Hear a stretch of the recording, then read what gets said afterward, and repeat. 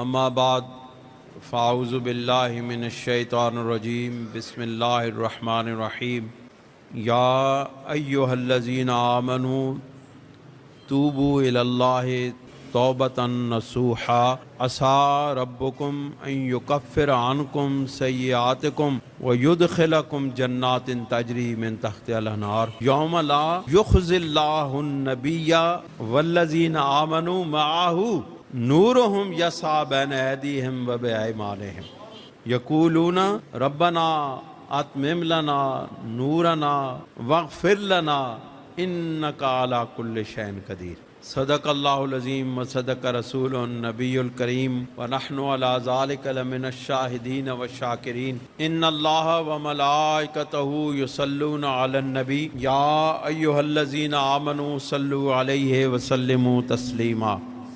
الصلاۃ والسلام علیک یا رسول اللہ وعلی آلک واصحابک یا حبیب اللہ۔ یہ پرکیف اور پر نور گھڑیاں اور شب برات جو توبہ کی قبولیت کی رات ہے، جو بخششوں کی رات ہے، جو عنایتوں کی رات ہے، ابھی اس سے پہلے جس طرح جماعت خدام اہل سنت کے ایک خوبصورت گلدستہ نے تلاوت و نعت خوانی کی، یقیناً اس کیفیت سے اندازہ ہوتا ہے کہ آج اللہ کی رحمت متوجہ ہے ہماری طرف۔ ہمارا یقین ہے کہ آج اس محفل میں شرکت کرنے والے اور اس محفل میں دوسرے علاقوں میں بیٹھ کر زوم کے ساتھ ہماری اس محفل پاک میں شریک ہونے والے اللہ کے فضل سے محروم نہیں رہیں گے، کیونکہ اللہ تعالیٰ اپنے بندوں کو کبھی محروم نہیں کرتا، اور بالخصوص اس نے اہل ایمان کو محرومیوں سے نکال کے ایمان کی عنایتوں کی طرف لا کر یہ بتا دیا ہے کہ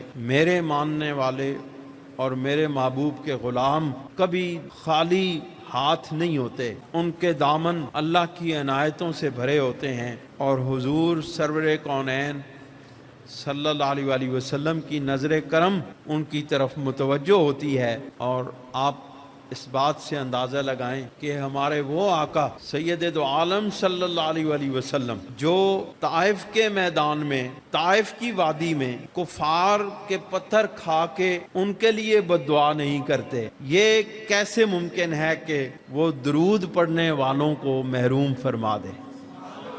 وہ تو وہ آقا ہیں جن کی بخششیں اپنوں اور غیروں پر اگر سایہ فگن نہ ہوتی تو پتہ نہیں کسی اور کا ایمان کیا کہتا ہے۔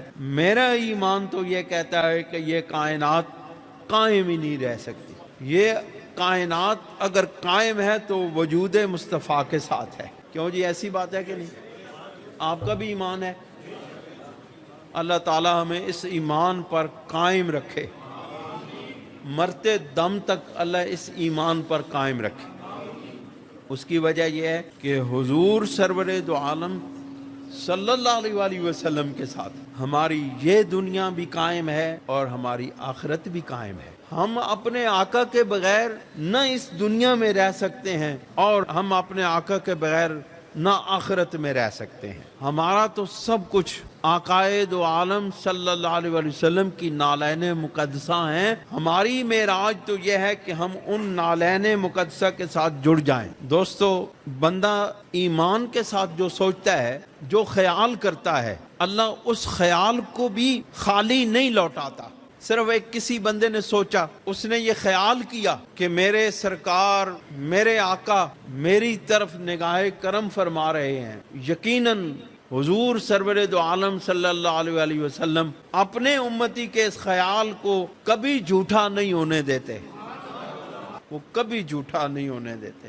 آج کی یہ رات ہمارے پیارے آقا سرور دو عالم صلی اللہ علیہ وآلہ وسلم کی ہمارے اوپر نظر کرم کی رات ہے، اور سرور دو عالم صلی اللہ علیہ وآلہ وسلم کے جس وقت ہاتھ اٹھتے ہیں، بارگاہ الہی کی طرف متوجہ ہوتے ہیں، وہ ہاتھ اللہ تعالیٰ بھر کے ہماری جھولیوں میں ڈال دیتا ہے۔ یہ میں ایمان کی بات کر رہا ہوں، کوئی افسانہ، کوئی کہانی نہیں سنا رہا۔ یہ ایمان ہے کہ سرکار کے ہاتھ اٹھیں اور وہاں سے خالی نہ لوٹیں، تو سرکار نے اپنے لیے تو کبھی کچھ نہیں مانگا، جب بھی مانگا، جہاں بھی مانگا، جیسا بھی مانگا، ہمارے لیے ہی مانگا ہے۔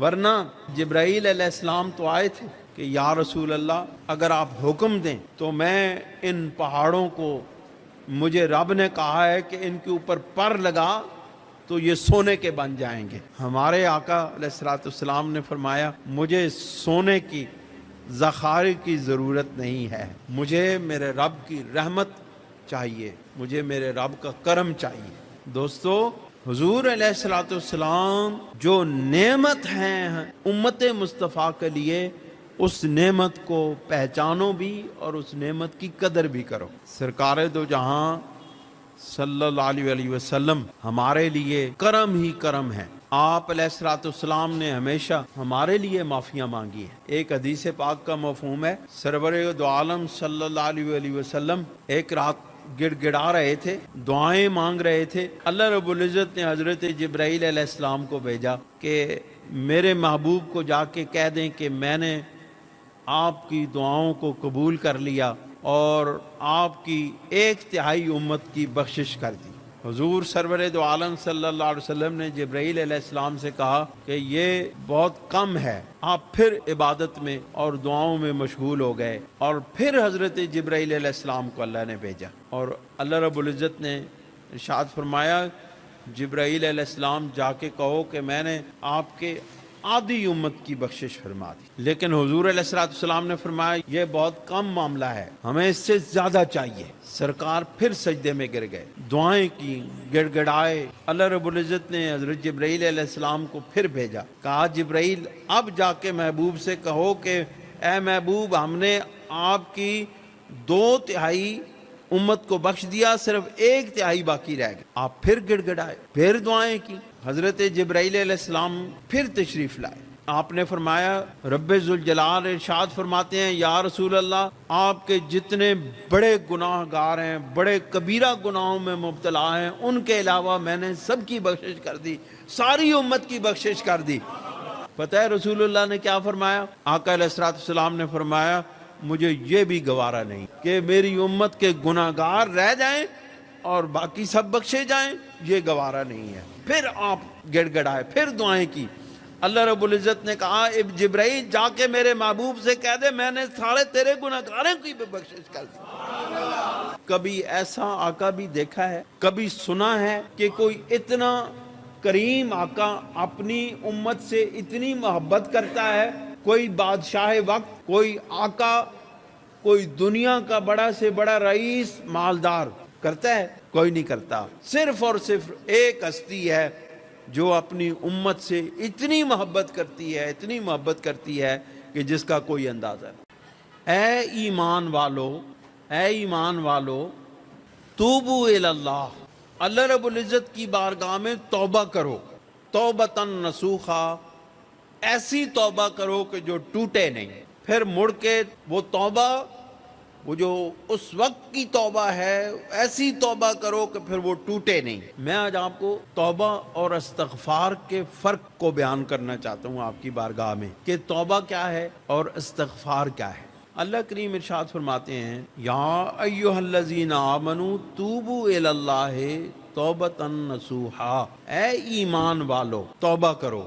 اللہ کریم کی ہر بات کے اندر، ہر لفظ کے اندر، قرآن حکیم کے ایک ایک حرف کے اندر حکمتیں پوشیدہ ہیں۔ اللہ کریم ارشاد فرماتے ہیں یا ایھا الذین آمنوا توبوا الی اللہ توبۃ نصوحا، اے ایمان والو اللہ رب العزت کی بارگاہ میں پکی توبہ کرو۔ عسیٰ ربکم ان یکفر عنکم سیئاتکم، ان قریب ہے وہ بات کہ تمہارا رب ان یکفر عنکم سیئاتکم، تمہارے گناہوں پر اپنی رحمت کی چادر ڈال دے۔ صرف گناہوں پر اپنی مغفرت کی چادر نہ ڈالے بلکہ وَيُدْخِلَكُمْ جَنَّاتٍ تَجْرِي مِن تَحْتِهَا الْأَنْهَارُ، بلکہ تمہیں ایسی جنتوں میں داخل کرے جن کے نیچے نہریں بہہ رہی ہیں۔ اس کے پیچھے حکمت کیا ہے؟ جو مت ہے، مت جو ایک خفیہ راز ہے کہ اللہ کیوں کہتا ہے کہ اللہ رب العزت کی طرف لوٹ آؤ اور توبہ کرو۔ اور پھر اللہ تعالیٰ خود ہی کہتا ہے کہ ان قریب تمہارا رب تمہارے گناہوں پر پردہ ڈال دے گا، اپنی پردہ پوشی کر دے گا اور گناہوں کو معاف کر دے گا، اور صرف معاف نہیں کرے گا بلکہ جنتوں میں داخل کر دے گا، اور جنتیں بھی ایسی جن کے نیچے نہریں بہہ رہی ہیں۔ یا مولا اس کی وجہ کیا ہے؟ آخر کون سی ایسی ضرورت پیش آ گئی ہے جو تو خود ہی کہتا ہے کہ اپنے رب کی بارگاہ میں توبہ کرو، اور خود ہی کہتا ہے میں تمہارے اوپر اپنی رحمت کی چادر بچھا دوں گا، اور خود ہی کہتا ہے کہ میں تمہیں جنتوں میں داخل کر دوں گا؟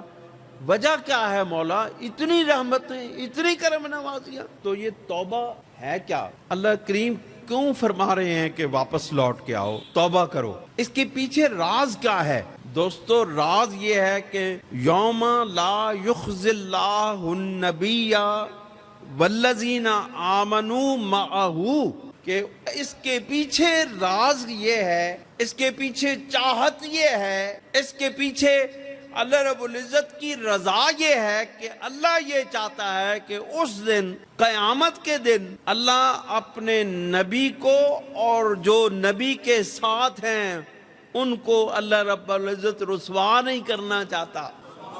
اللہ تعالیٰ نے ہمیں کہا کہ توبہ کرو، تمہاری توبہ تمہارے محبوب کو اس دن تمہاری وجہ سے دل پر، میں شرمندگی نہیں کہتا، میں کہتا ہوں تمہاری وجہ سے میرے محبوب کے دل پر جو ایک گرفتگی آنے والی ہے، میں نہیں چاہتا کہ تمہاری وجہ سے میرا محبوب اس دن دل گرفتہ ہو جائے۔ میں نہیں چاہتا کہ میرا محبوب تمہاری وجہ سے اس دن جو اس کے ساتھ ہیں ان کی وجہ سے دل گرفتہ ہو جائے، دل پر میرے محبوب کے کوئی غبار آ جائے، میرا محبوب غمگین ہو جائے۔ میں نہیں چاہتا کہ میرا محبوب غمگین ہو۔ اس وجہ سے اے ایمان والو، تم ایسی توبہ کرو اللہ رب العزت کی بارگاہ میں جو ٹوٹنے والی نہ ہو۔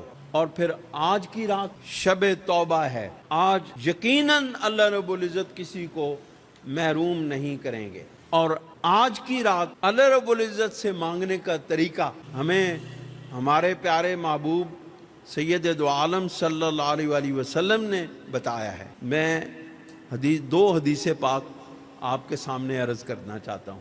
ان حدیث پاک کو غور سے سنیں، اس میں بہت دلوں کو کھچ ڈالنے والی باتیں ہیں۔ وعن عائشہ قالت فقدت رسول اللہ صلی اللہ علیہ وآلہ وسلم، حضرت سیدہ عائشہ صدیقہ رضی اللہ تعالی عنہ ارشاد فرماتی ہیں کہ ایک رات میں نے حضور سرور دو عالم صلی اللہ علیہ وآلہ وسلم کو نہیں پایا۔ آپ دیکھیں سرور دو عالم صلی اللہ علیہ وسلم کی یہ انصاف پسند طبیعت کا اندازہ لگائیں کہ آپ ہر رات اپنی ازواج کے ساتھ الگ الگ راتیں تقسیم کر رکھی تھیں اور آپ اپنی ازواج کے ساتھ رہتے تھے۔ ایک رات ایک زوجہ پاک کے پاس، ایک رات ایک زوجہ پاک کے پاس، ایک رات ایک زوجہ پاک کے پاس۔ اب قسمت کی بات یہ ہے کہ سیدہ عائشہ صدیقہ رضی اللہ تعالی عنہ پر اللہ رب العزت کی اتنی کرم نوازیاں ہیں کہ جو حضرت سیدہ خدیجہ رضی اللہ تعالی عنہ کے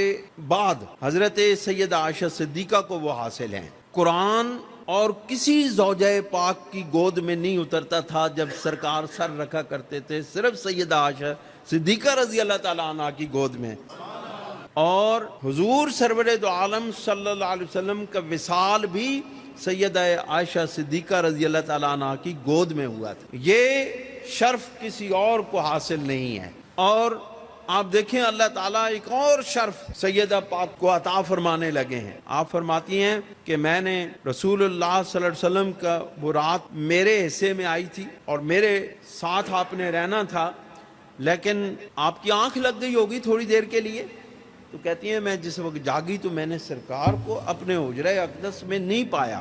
قالت فقدت رسول اللہ صلی اللہ علیہ وسلم لیلتاً، اور آپ فرماتی ہیں کہ پھر میں نے تلاش کرتے کرتے رسول اللہ صلی اللہ علیہ وسلم کو جب میں نے اپنے حجرہ اقدس میں نہیں پایا تو میں دیگر ازواج کے حجروں کی طرف گئی تاکہ معلوم کروں کہ سرکار کسی اور زوجہ پاک کے پاس تو تشریف فرما نہیں ہے۔ اب دیکھیں یہاں مستشرقین یہ بات نکالتے ہیں کہ ازواج مطہرات کو آپس کے اندر ان کی کھینچ تان ہوتی تھی، نعوذ باللہ من ذالک۔ یہ میں اس لیے آپ کے سامنے یہ بات میں عرض کرنا چاہتا ہوں تاکہ آپ لوگوں کو معلوم ہو کہ رسول کریم صلی اللہ علیہ وسلم کی ازواج آپ کی صحبت کی وجہ سے ان کے دل بھی پاک تھے، ان کے ضمیر بھی پاک تھے، ان کی ارواح بھی پاک تھی۔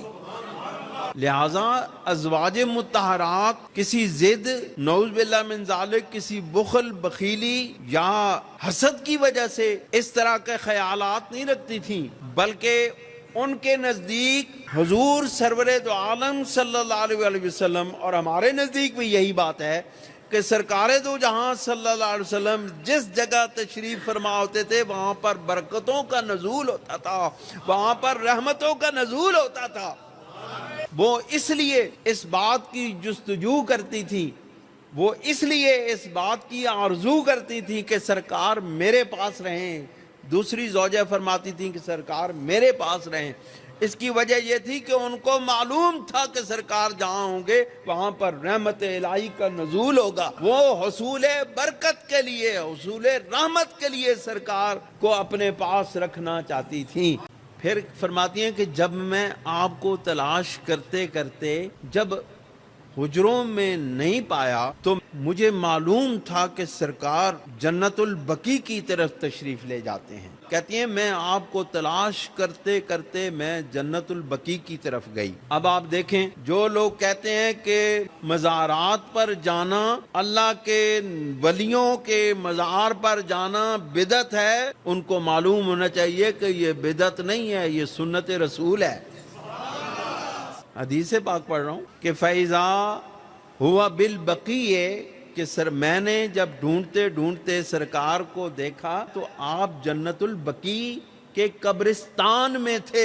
اور پھر جو لوگ کہتے ہیں کہ عورتوں کا قبرستان میں جانا حرام ہے، ناجائز ہے، ان کو معلوم ہونا چاہیے کہ قبرستان میں عورتوں کا جانا یہ سیدہ عائشہ صدیقہ کی سنت ہے۔ پتہ نہیں دین کو کیا لوگوں نے بنا دیا ہے، کہاں سے لے آئے ہیں۔ اپنی خواہشات نفس کا نام دین نہیں ہے، اللہ کے اور اللہ کے محبوب کی تابع فرمانی کا نام دین ہے۔ اللہ کے حکموں اور اللہ کے محبوب کے حکموں اور محبوب خدا صلی اللہ علیہ وسلم کی سنتوں کی پیروی کا نام دین ہے۔ آپ فرماتی ہیں فقال اکنت تخافین ان یحیف اللہ علیک ورسولہ، کہ اے عائشہ کیا آپ کو اس بات کا خوف یہاں تک لے آیا ہے کہ اللہ اور اس کا رسول آپ کے ساتھ کوئی زیادتی کریں گے؟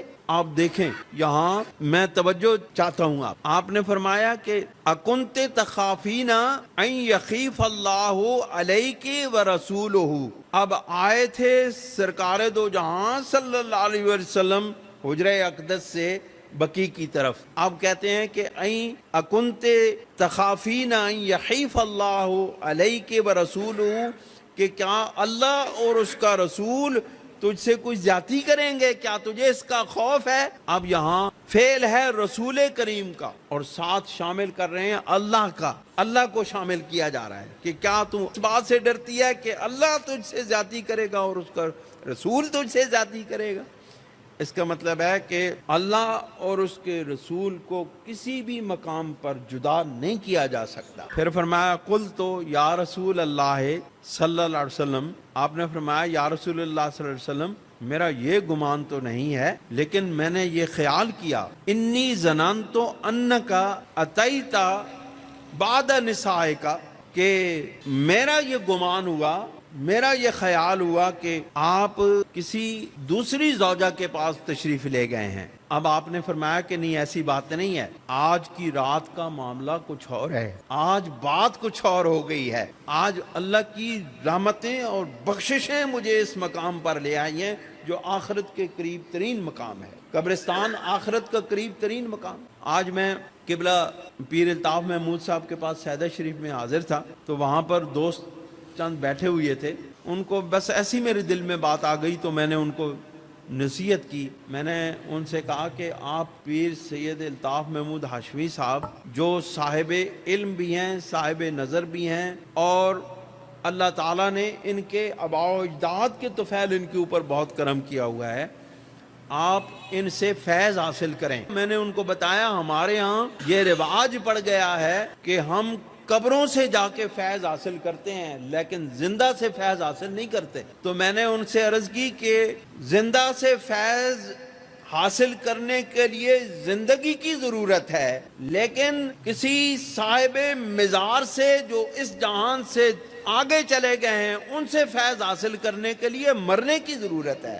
وہاں صاحب مزار سے فیض مرے بغیر مل نہیں سکتا ہے، اس لیے زندہ کو غنیمت جانو مرنے سے پہلے، تاکہ تم اس سے فیض حاصل کر سکو۔ مرنے کا انتظار نہ کرو، مرنے سے پہلے حاصل کرنا ہے تو حاصل کرو۔ کہ صاحب مزار سے فیض حاصل کرنے کے لیے پہلے مرنا پڑتا ہے۔ اب میں نے وہاں یہ بات بھی عرض کی، میں نے کہا دیکھو سرکار دو جہاں صلی اللہ علیہ وسلم معراج کی شب آسمانوں پر تشریف لے گئے، آسمانوں پر لامقام پہ تشریف لے گئے، دیدار الہی ہوا۔ حضرت امام ربانی مجدد الفسانی رضی اللہ تعالیٰ عنہ ارشاد فرماتے ہیں کہ رویت الہی چونکہ آخرت کے ساتھ وابستہ ہے، اس زندگی کے اندر اللہ رب العزت کی رویت نہیں ہو سکتی۔ عام انسانوں کو، ہم ایمان والوں کو قیامت کے دن جب جنت میں داخل ہو جائیں گے پھر رویت باری عطا ہوگی، انشاءاللہ ہمیں عطا ہوگی، ہمیں اللہ اپنا دیدار عطا فرمائیں گے۔ ایمان ہے نا ہمارا کہ ہمیں اللہ اپنا دیدار عطا فرمائیں گے۔ لیکن میں نے عرض کی کہ حضرت امام ربانی رضی اللہ تعالیٰ عنہ ارشاد فرماتے ہیں کہ یہ تخصیص ہے سید کونین صلی اللہ علیہ وسلم کی کہ آپ کو اس حیات کے اندر اللہ رب العزت نے اس دنیا کی زندگی کے اندر اپنا دیدار عطا فرمایا، اور وہ اس طرح عطا فرمایا کہ آپ کو اس دنیا کی زندگی کو آخرت کی زندگی میں بدل دیا گیا، اور بدلنے کے بعد اللہ رب العزت نے آپ کو اپنا دیدار عطا فرمایا۔ پھر میں نے عرض کی کہ کتنے قسمت والے ہیں وہ لوگ، اس دنیا کے اندر خوش قسمت ترین انسان ہیں وہ لوگ کہ جن کو رسول کریم صلی اللہ علیہ وآلہ وسلم اس دنیا کے اندر اپنا دیدار عطا فرماتے ہیں، ورنہ دیدار مصطفیٰ کے لیے مرنا پڑتا ہے۔ خوش قسمت ہیں وہ لوگ جن کو رسول کریم صلی اللہ علیہ وآلہ وسلم اس دنیا کی حیاتی میں دیدار عطا فرماتے ہیں۔ لیکن ہم مسلمانوں کو سرکار دو جہاں صلی اللہ علیہ وسلم کا دیدار حاصل کرنے کے لیے پہلے مرنا پڑتا ہے، پھر دیدار عطا کیا جاتا ہے قبر میں۔ آپ فرماتے ہیں فقال ان اللہ تعالی ینزل لیلۃ النصف من شعبان، آپ فرماتے ہیں کہ شعبان کی نصف یعنی 14 اور 15 کی درمیانی رات کو اللہ رب العزت ینزل لیلۃ النصف من شعبان الی السماء الدنیا کے آسمان دنیا کے آسمان پر نزول اجلال فرماتا ہے۔ صرف اس ایک رات نصف شعبان کی رات کو اللہ رب العزت اس آسمان دنیا پر نزول اجلال فرماتا ہے۔ پھر ہوتا کیا ہے؟ فَيَغْفِرُ لِأَكْثَرَ مِنْ عَدَدِ شَعْرِ غَنَمِ قلب، کہ جس طرح اس وقت نا بنی کلب کی بکریوں کا بہت بڑے ریوڑ ہوتے تھے، بنی کلب جو بکریاں پالتے تھے، ایک قبیلہ تھا بنی کلب، بڑے ریوڑ ہوتے تھے۔ آپ نے فرمایا اس دن اللہ رب العزت بنی کلب کی بکریوں کے ریوڑ کے بالوں سے زیادہ اللہ رب العزت اپنے بندوں کی بخشش فرما دیتا ہے۔ آپ دیکھیں ایک بکری کے جسم پر کتنے بال ہوں گے، اور جب ریوڑ ہی ریوڑ ہوں، وادیاں بھری ہوتی تھیں ان کی ریوڑوں کی، آپ دیکھیں لاکھوں کروڑوں انسانوں کی بخشش ہو جاتی ہے اس ایک رات۔ دوستو اللہ تعالی ہمیں بخشش کی طرف بلاتے ہیں، توبہ کی طرف بلاتے ہیں۔ حضرت سیدنا داتا علی حجویری رضی اللہ تعالیٰ عنہ آپ فرماتے ہیں کہ توبہ 3 قسم کی ہے۔ اب پہلے میں توبہ اور استغفار کے بارے میں بتا دوں کہ توبہ یہ ہے کہ اللہ رب العزت کی طرف لوٹ جانا، اور جب بندہ اللہ کی طرف لوٹ کے جاتا ہے تو وہ اپنا سب کچھ بھلا دیتا ہے۔ یہ ہے جذبہ عشق الہی، محبت الہی میں جس وقت بندے کے دل کا اوپر یہ بات آتی ہے، دل میں یہ خیال آتا ہے کہ یا اللہ میں نے تیرے حکموں کی نافرمانی کی، تیرے محبوب کے حکموں کی نافرمانی کی، میں نے گناہ کر لیا، یا اللہ اب میں اس گناہ کی وجہ سے شرمندہ ہوں، پشیمان ہوں۔ سرکار دو جہاں صلی اللہ علیہ وسلم سے ایک صحابی نے پوچھا یا رسول اللہ صلی اللہ علیہ وسلم توبہ کیا ہے؟ آپ نے فرمایا ہوا ندم، کہ توبہ دل کے پشیمان ہونے کا نام ہے، دل کے پشیمان ہونے کا نام، دل کے اندر پریشان ہو گیا، پشیمان ہو گیا، خیال کر لیا یا اللہ میں تیرا بندہ، تیرے محبوب کا امتی، گناہ کر بیٹھا ہوں، اب میں تیری بارگاہ میں کس طرح آؤں، کس منہ کو لے کر تیری بارگاہ میں تجھ سے مانگوں؟ بس یہ خیال آیا، اللہ رب العزت نے اس کی بخشش کر دی، اس کے گناہ معاف کر دیے۔ لوٹ کے جانا توبہ ہے۔ کس کے پاس لوٹ کے جانا؟ اپنے رب کے پاس لوٹ کے جانے کا نام توبہ ہے۔ اور جس وقت بندہ اپنے رب کی بارگاہ میں لوٹ کے جاتا ہے، پلٹ جاتا ہے، پھر اللہ رب العزت اس کے گناہوں کی طرف نہیں دیکھتا، اس کے پلٹنے کی طرف دیکھتا ہے کہ میرا بندہ میری طرف واپس پلٹ آیا ہے، اب یہ میری بارگاہ میں آ گیا ہے، اب یہ میرے دروازے پر آ گیا ہے، اب اس کی بخشش لازم ہو گئی ہے۔ اور استغفار کیا ہے؟ مغفرت کی طلب کرنا۔ اب میں فرق بتانے لگوں مختصر الفاظ میں۔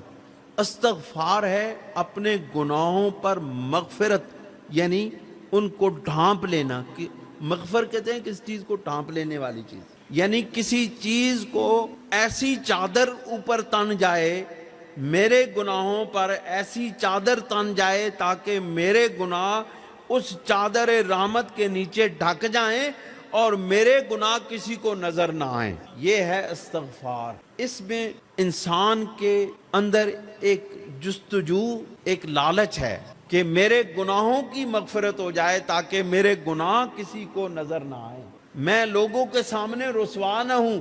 لیکن توبہ یہ ہے کہ اپنے رب کی بارگاہ میں اس طرح پلٹ کے جاتا ہے کہ پھر واپس لوٹ کے نہیں آتا، اس کو توبۃ نصوحا کہتے ہیں۔ اور جو رب کی بارگاہ میں چلا جاتا ہے اس کے گناہوں پر نہ صرف چادر ڈال دی جاتی ہے، اس کو ان گناہوں کو چھپا دیا جاتا ہے، بلکہ اللہ رب العزت ان گناہوں کو معافی فرما دیتے ہیں اور ان گناہوں کو ختم بھی کر دیتے ہیں۔ عسیٰ ربکم ان یکفر عنکم سیئاتکم ویدخلکم جنات تجری من تحتہا الانہار یوم لا یخزی اللہ النبی والذین آمنوا معہ۔ حضرت داتا صاحب فرماتے ہیں کہ اگر کوئی شخص گناہ کرتا ہے، اگر کوئی شخص گناہوں کے کاموں میں ملوث ہوتا ہے، اس سے اللہ رب العزت کے حکموں کی نافرمانی ہوتی ہے، تو اس کے باوجود وہ رب کی بارگاہ میں توبہ کرتا رہے، واپس پلٹ کے آتا رہے، تو اگر کوئی شخص 1000 بار بھی توبہ کر کے پلٹ آتا ہے، اللہ رب العزت کی خزانوں میں کمی نہیں ہوتی، وہ کہتا ہے میں پھر بھی بخشنے کے لیے تیار ہوں۔ حضرت ابو سعید خراز رحمۃ اللہ علیہ کی ایک ربائی ہے، بڑی زبردست ربائی ہے، اور اسی توبہ کے متعلق آپ فرماتے ہیں کہ بازا ہر آنچ ہستی بازا واپس پلٹا، توبہ کر، بازا توبہ کر، بازا پھر توبہ کر، ہر آنچ ہستی بازا، تیرے پاس جو کچھ بھی ہے، تو جس طرح کے بھی کاموں میں پڑ گیا ہے، جو کچھ بھی تجھ سے غلطیاں خطائیں ہو گئی ہیں، ہر آنچ ہستی بازا، اس ہستی کے ساتھ پھر تو لوٹ کے میری پاس آ۔ یعنی وہ اللہ کی طرف سے کہہ رہے ہیں ہر آنچ ہستی بازا ہر آنچ ہستی بازا، این درگہ شاہانیز این درگہ۔ اللہ فرماتے ہیں یہ میرا دربار، یہ میری درگاہ بادشاہوں کی درگاہ نہیں ہے۔ 100 بار اگر توبہ شکستی بازا، تو نے اگر 100 بار بھی توبہ کر کے توڑ دیا پھر بھی میرے پاس لوٹ آ۔ حضرت سیدنا داتا علی اجویری رحمۃ اللہ علیہ کشف المعجوب میں ارشاد فرماتے ہیں کہ حضرت عمر جنید بغدادی رحمۃ اللہ علیہ کا ایک مرید تھا، یعنی کہ اگر انسان سے گناہ ہو جائے تو وہ کیا کرے، انسان سے غلطیاں ہو جائیں تو وہ کیا کرے، اس عمل کے متعلق لکھتے ہیں۔ آپ فرماتے ہیں حضرت عمر جنید بغدادی رحمۃ اللہ علیہ کا ایک مرید تھا، وہ آپ کی خدمت میں رہا کرتا تھا، آپ کے پاس بیٹھتا، آپ کی صحبت میں ذکر الہی کرتا، اللہ کو یاد کرتا، نمازیں پڑھتا، نوافل پڑھتا، عبادت کرتا، لیکن اسی دوران میں اس سے گناہ ہو گیا اور اس نے اپنے پیر کو چھوڑ دیا اور وہ غیروں کی محفلوں میں جا بیٹھا، اس وجہ سے کہ میں چونکہ گناہ کر بیٹھا ہوں اس لیے اب میں اس قابل نہیں رہا کہ میں اپنے مرشد کی بارگاہ میں جا کے بیٹھوں۔ وہ اس طرح آپ کی نگاہوں سے چھپتا رہا کہ کہیں میرے مرشد مجھے دیکھ نہ لیں۔ آپ فرماتے ہیں کہ ایک دن اتفاق ایسا ہوا کہ حضرت عمر جنید بغدادی رحمۃ اللہ علیہ کا وہ مرید اچانک آپ کے سامنے آ گیا، اور جیسے ہی وہ آنکھیں چرا کے بھاگنے لگا آپ نے اس کو پکڑ لیا۔ آپ نے کہا کدھر بھاگے جا رہے ہو؟ وہ ہمارے قبلہ عالم صوفی صاحب رحمۃ اللہ علیہ ارشاد فرماتے تھے کہ بابا جی خواجہ خواجگان سید نور محمد چرائی رحمۃ اللہ علیہ کا اتنا فیض ہے اور اتنی آپ کی گرفت ہے اپنے سلسلہ میں آنے والے مریدوں پر، آپ فرماتے ہیں کہ آپ کے سلسلہ میں آنے والے جتنے بھی قیامت تک کے لوگ ہیں ان پر آپ کی ایسی گرفت ہے کہ اگر ایک مرتبہ ان کے سلسلے میں آنے کے بعد کوئی شخص، کوئی ان کا مرید آگے پیچھے پھرتا رہے، منہ مارتا رہے، دائیں بائیں جاتا رہے، آگے پیچھے پھرتا رہے، لیکن جب آخری وقت آتا ہے حضرت بابا جی اس کو پکڑ کے ایمان کے دروازے پر لے آتے ہیں۔ آج میں آپ کو ایک راز کی بات بتاؤں، رات ہی بہت خوبصورت ہے، بڑے پرکیف لمحات ہیں۔ میں نے آج تک میرے دل کے اندر کبھی یہ خیال نہیں آیا کہ میرا کوئی مرید میرے ساتھ وابستہ ہونے کے بعد کہیں آگے پیچھے ہو گیا، دائیں بائیں ہو گیا، کسی اور کے پاس چلا گیا، میرے پاس نہ آیا، مجھے اس کی کوئی پرواہ نہیں ہوتی۔ پتہ ہے وجہ کیا ہے؟ مجھے پتہ ہے، میرا ایمان ہے کہ یہ کہیں جا ہی نہیں سکتا، واپس لوٹ کے آئے گا تو میرے پاس ہی لوٹ کے آئے گا۔ یہ بے شک دائیں بائیں پھرتا رہے، گھومتا رہے، آگے پیچھے گھومتا پھرتا رہے، لیکن اس کو کسی اور جگہ سکون ہی نہیں ملے گا۔ اس کو اگر سکون ملے گا تو بابا جی کی درگاہ کے اندر ملے گا۔ یہ میرا ایمان ہے، پتہ نہیں آپ کیا سمجھتے ہوں۔ آپ نے اس کو پکڑ لیا، آپ نے اس کو ہاتھ سے پکڑ لیا، کہتے جاتا کدھر ہے؟ مرید ہمارا ہو کے جاتا کدھر ہے؟ بہت خوبصورت بات ہے۔ اس نے کہا اے میرے مرشد کریم، مجھ سے گناہ ہو گئے ہیں، میں اس وجہ سے آپ کے سامنے آنے سے شرمندہ ہوتے ہوئے میں آپ کے سامنے نہیں آتا، اور میں دوسرے لوگوں کے پاس جا کے بیٹھتا ہوں کہ مجھے آپ کے پاس آتے ہوئے شرمندگی ہوتی ہے۔ آپ نے فرمایا اگر گناہ کر کے ہمارے پاس آؤ گے ہم تمہاری عزت رکھیں گے، ہم تمہاری شرم رکھیں گے۔ اگر گناہ کرنے کے بعد اپنے مرشد کے پاس آئے گا، تمہارا مرشد تمہارے گناہوں کو اجاگر نہیں کرے گا، تمہارے گناہوں پر پردہ ڈالے گا۔ اگر تو غیروں کے پاس جائے گا تجھے وہ لوگ تیرے گناہوں کی وجہ سے، بدعمالیوں کی وجہ سے شرمندہ کریں گے، لیکن ہماری محفل میں تمہارے اعمال کی وجہ سے شرمندگی نہیں ہونے دی جائے گی۔ آپ نے فرمایا اگر گناہ بھی کرتا ہے، گناہ بھی کرتا ہے تو ہماری محفل سے نہ بھاگ، ہم تیرے اوپر پردے ڈالیں گے، ہم تجھے چھپائیں گے، ہم تجھے لوگوں کے سامنے رسوا نہیں ہونے دیں گے۔ آخری بات عرض کرتا ہوں، آپ کو ایک خوبصورت واقعہ سناتا ہوں اور اسی پر اختتام کریں گے۔ حضرت ثعلبہ بن عبد الرحمن رضی اللہ تعالیٰ عنہ سرکار دو جہاں صلی اللہ علیہ وآلہ وسلم کے بڑے محبوب صحابی اور بڑے خدمتگار صحابی، آپ ہر وقت رسول کریم صلی اللہ علیہ وسلم کی محفل میں آپ کی خدمت میں رہتے، اور حضور سرور دو عالم صلی اللہ علیہ وسلم آپ کو اپنے گھر کے کاموں کے لیے ادھر ادھر بھیجنا ہوتا تھا یا گھر کے کام کروانے ہوتے تھے، تو حضرت ثعلبہ بن عبد الرحمن رضی اللہ تعالیٰ عنہ کو یہ خدمت سونپی جاتی تھی۔ اس کا مطلب ہے آپ حضور سرور دو عالم صلی اللہ علیہ وسلم کے نہ صرف فیض یافتہ تھے، خدمتگار تھے، آپ کے تمام گھریلو کام کرنے میں آپ کی ذمہ داری عائد کی گئی تھی آپ پر۔ اس کا مطلب ہے کہ سرکار کی نگاہ کرم آپ پر پڑتی تھی۔ جو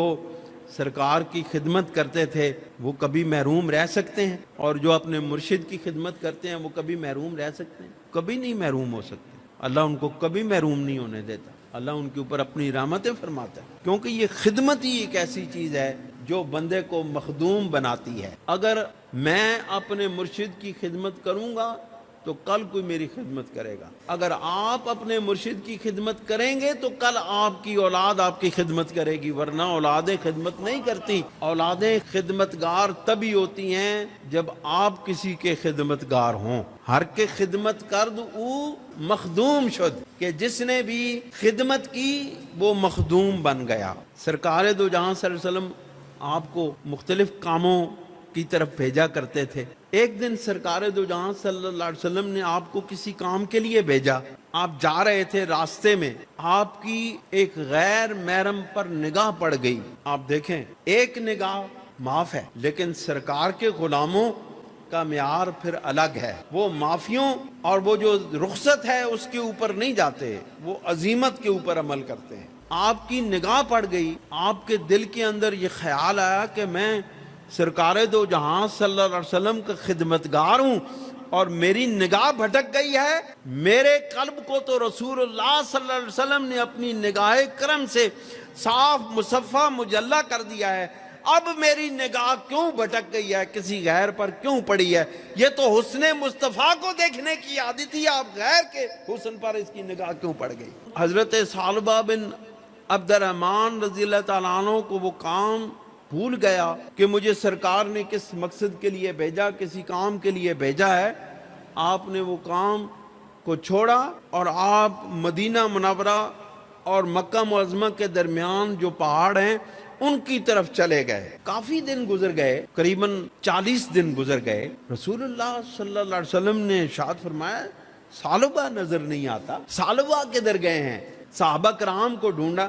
صحابہ کرام رضوان اللہ علیہم اجمعین میں سے غالباً حضرت عمر فاروق رضی اللہ تعالیٰ عنہ اور حضرت علی کرم اللہ وجہ الکریم کی ڈیوٹی لگائی کہ آپ جا کے ثعلبہ کو تلاش کریں، وہ گیا کدھر ہے؟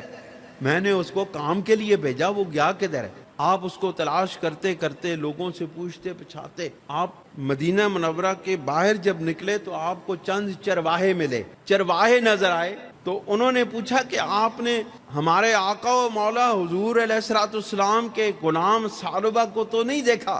انہوں نے کہا ہم نے پہچانا تو نہیں ہے کہ وہ کون شخص ہے، لیکن وہ ان پہاڑوں کے درمیان میں دن کو چھپا رہتا ہے اور رات کو اپنے دونوں ہاتھ سر پر رکھ کر تاڑے مارتا ہے اور روتا ہے اور اپنے رب سے معافیاں مانگتا ہے۔ معیار دیکھیں سرکار دو جہاں صلی اللہ علیہ وسلم کے غلاموں کا، کہ ایک نگاہ پڑ گئی، اس کو اتنا بڑا گناہ سمجھا کہ تھاڑے مار مار کر ساری رات رونے لگے اور اپنے ہاتھ سر پر رکھتے اور ان پہاڑوں کے درمیان صحرا میں دوڑتے پھرتے تھے اور اللہ رب العزت سے معافیاں مانگتے تھے، یا اللہ تو مجھے معاف فرما دے، میں رسول اللہ کو غلام ہو کر کے یہ گناہ کر بیٹھا۔ حضرت عمر فاروق اور حضرت علی کرم اللہ وجہ الکریم آپ کو تلاش کرتے کرتے ایک دن انہوں نے حضرت ثعلبہ کو ڈھونڈ ہی لیا، اور جب یہ حالت دیکھی کہ وہ تو دیوانے ہو چکے ہیں، ان کو تو کوئی ہوش ہی نہیں ہے، لیکن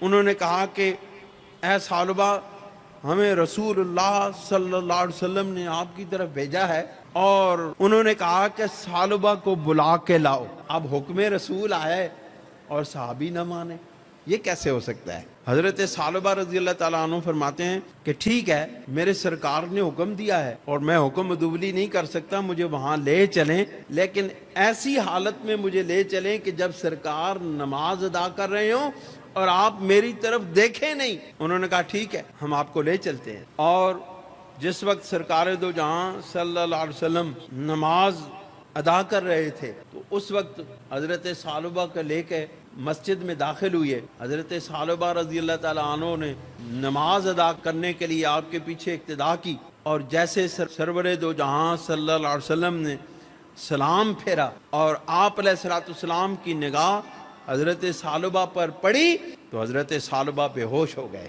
بے سقط ہو کے گر پڑے۔ تو انہوں نے بتایا یا رسول اللہ صلی اللہ علیہ وسلم ہم حضرت ثعلبہ کو لے آئے ہیں لیکن وہ تو دیوانہ ہو چکا ہے، اس کو تو اپنی ہوش ہی نہیں ہے، وہ دیکھیں وہ بے ہوش ہوا پڑا ہے۔ حضور علیہ الصلوۃ والسلام ان کے پاس تشریف لائے اور آپ کو ہلایا، کہا ثعلبہ اٹھو، تم نے گناہ کیا ہے، غلطی کی ہے، لیکن اللہ رب العزت بخشنے والا مہربان ہے۔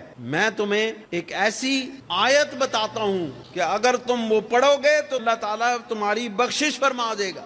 وہ فرمانے لگے یا رسول اللہ صلی اللہ علیہ وسلم ٹھیک ہے آپ کا حکم ہے، میں وہ پڑھوں گا، اور آپ سے اجازت لے کر کے، کیونکہ آپ سے وہ برداشت نہیں ہوتا تھا سرکار کا سامنا کرنا، آپ وہاں سے چلے گئے اور گھر جا کر کے پھر اسی کیفیت میں واپس چلے گئے، بے ہوشی کے عالم میں۔ صحابہ کرام نے آپ کی اس کیفیت کو بتایا آ کے کہ یا رسول اللہ صلی اللہ علیہ وسلم، ان کے اوپر تو پھر غشی کے دورے پڑتے ہیں اور وہ بے ہوشی کے عالم میں ہیں، اور فرمانے لگے صحابہ کرام کہ یا رسول اللہ صلی اللہ علیہ وسلم وہ تو قریب المرگ ہو چکے ہیں۔ حضور علیہ الصلوۃ والسلام اپنے کرم بھرے قدم اٹھاتے اٹھاتے ان کے گھر تشریف لے گئے، اور حضرت ثعلبہ رضی اللہ تعالیٰ عنہ کی یہ حالت دیکھنے کے بعد حضرت ثعلبہ کا سر اپنی گود میں رکھ لیا، کہا ثعلبہ میں آ گیا ہوں، میں تیرے پاس آ گیا ہوں، تیرا سر اپنی گود میں رکھا ہے۔ لیکن ادب کا مقام دیکھیں،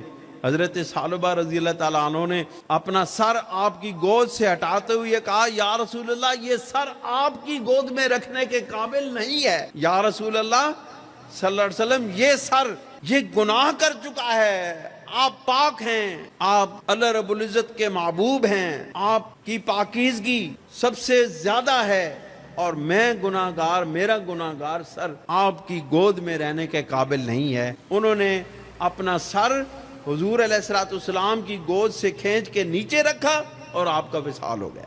یہ ہے اللہ کے محبوب کے غلاموں کی توبہ کا عالم، کہ وہ ذرا سا خطا کر دیتے تھے اور پھر اللہ رب العزت سے اتنی گڑ گڑا کے دعائیں مانگتے تھے۔ لیکن یہ سرکار کے عظمت شان کا معیار ہے نا، ہم گناہگار ہیں، ہم سیاہکار ہیں، اور ہم بار بار اپنی توبہ کو توڑنے والے ہیں، لیکن اس امید پر کہ اللہ کریم ہماری ہر بار توبہ توڑنے کے بعد اس کو پھر جوڑ دیتا ہے اور ہماری توبہ کو قبول و منظور فرما لیتا ہے، کیونکہ وہ بارگاہ ایسی ہے کہ اس بارگاہ سے کبھی کوئی خالی ہاتھ نہیں لوٹا۔ اور ہم دو کریموں کے درمیان ہیں، ہمارا رب بھی کریم ہے، ہمارے رسول بھی کریم ہیں۔ اس لیے اللہ رب العزت نے ارشاد فرمایا وَلَوْ أَنَّهُمْ إِذْ ظَلَمُوا أَنفُسَهُمْ جَاءُوكَ فَاسْتَغْفَرُوا اللَّهَ وَاسْتَغْفَرَ لَهُمُ الرَّسُولُ، اے میرے محبوب اگر یہ اپنی جانوں پر ظلم کر بیٹھیں اور تیری بارگاہ میں آ جائیں اور اللہ رب العزت کی بارگاہ سے یہ استغفار کریں اور اللہ کے محبوب بھی ان کے لیے استغفار کریں، لَوَجَدُوا اللَّهَ تَوَّابًا رَحِيمًا، اللہ رب العزت کو بہت زیادہ تیزی کے ساتھ بخشنے والا پائیں گے۔ تو ہمارا رب بھی کریم ہے، ہمارے رسول بھی کریم ہے۔ ہم اپنے پیارے محبوب صلی اللہ علیہ وسلم کو وسیلہ بنا کر کے یہ دعا کرتے ہیں کہ آج کی اس برکتوں بھری رات کے طفیل اللہ تعالی ہمیں معاف فرما دے، ہمارے اوپر اپنی رحمتیں عطا فرما دے، آمین۔